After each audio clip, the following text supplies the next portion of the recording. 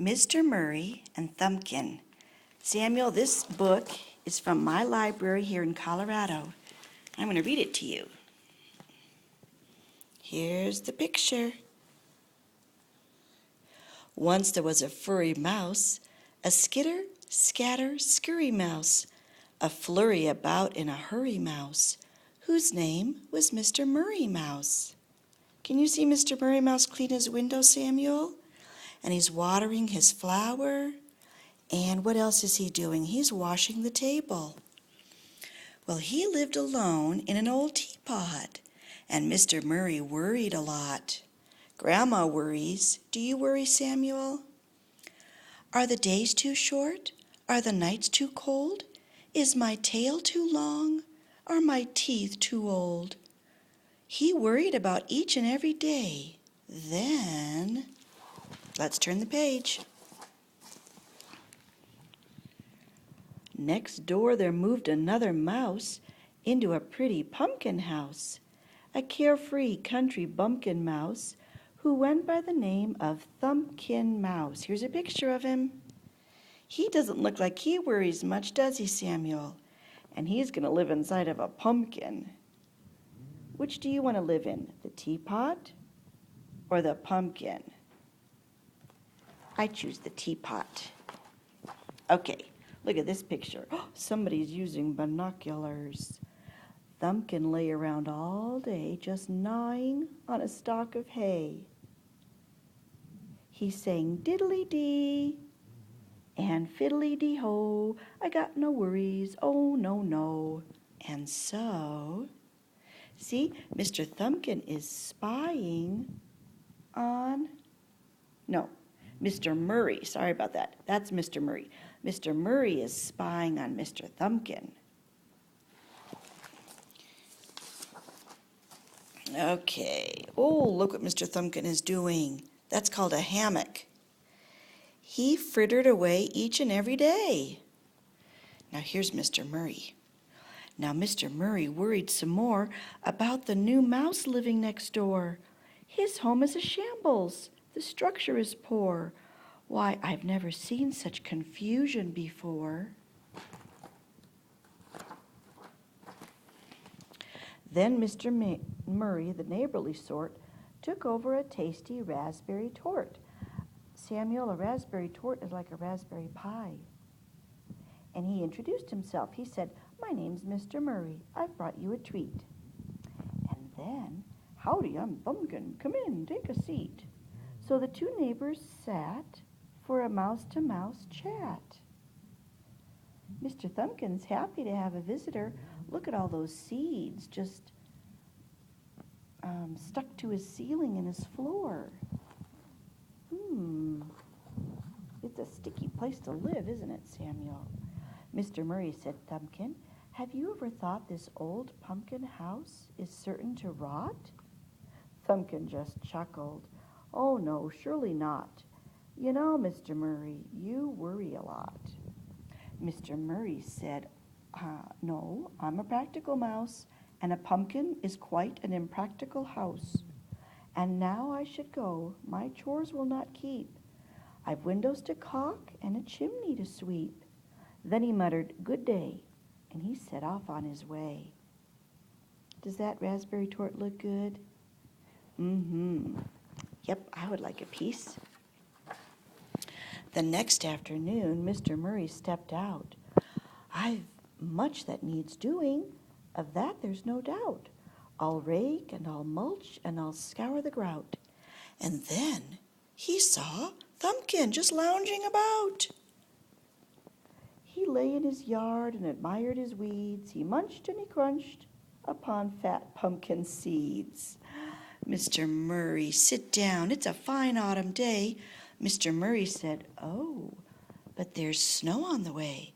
A sensible mouse would move out of that house. What's Mr. Murray doing, Samuel? Is that a rake? He made a rake out of a stick and a comb.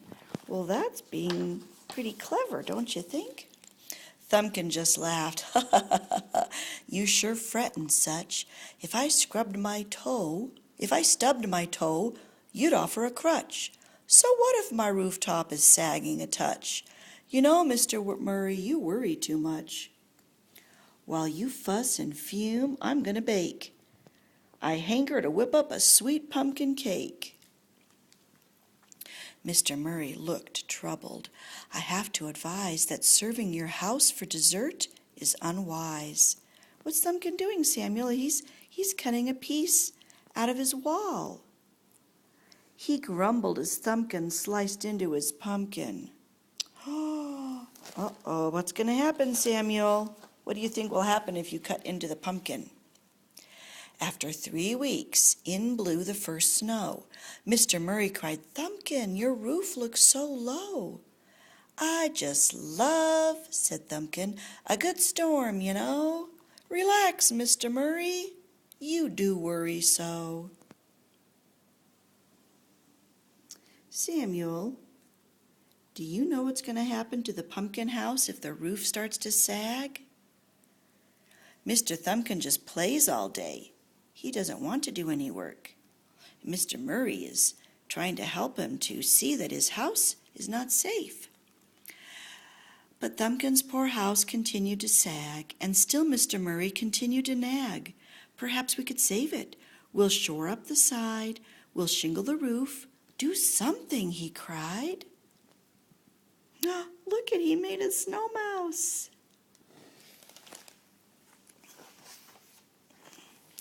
Then a creak and a crash.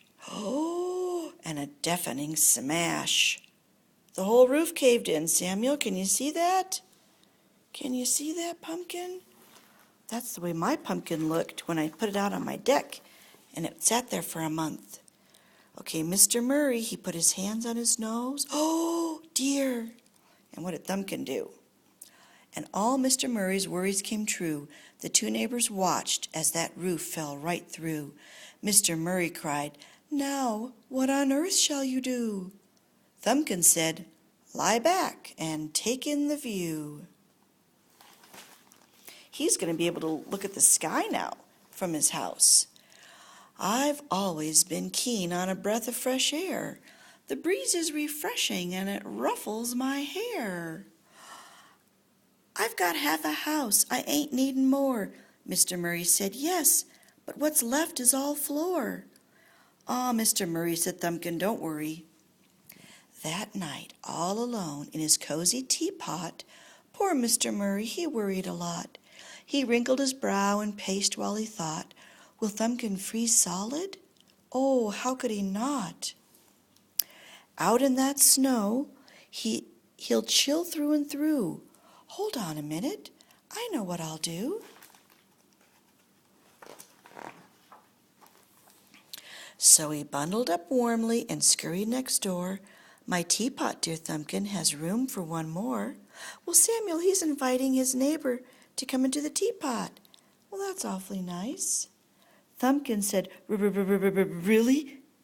It is a mite chilly. Thumbkin doesn't look so happy anymore, and he's not playing, is he, Samuel? So the two friends settled in for the night. They made up their beds and snuggled down tight. Mr. Murray said, Thumbkin, I'm worried all right. I've food just for one. What a horrible plight. What do you think Mr. Thumbkin's going to say? Ah, Mr. Murray, said Thumbkin, don't fear. We've got half my pumpkin. We'll eat it all year. Maybe they could make pumpkin soup or pumpkin pie, Samuel. And so Mr. Murray, who worried too much, and Thumbkin, who worried too little, lived out their days in a cozy teapot and met somewhere right in the middle.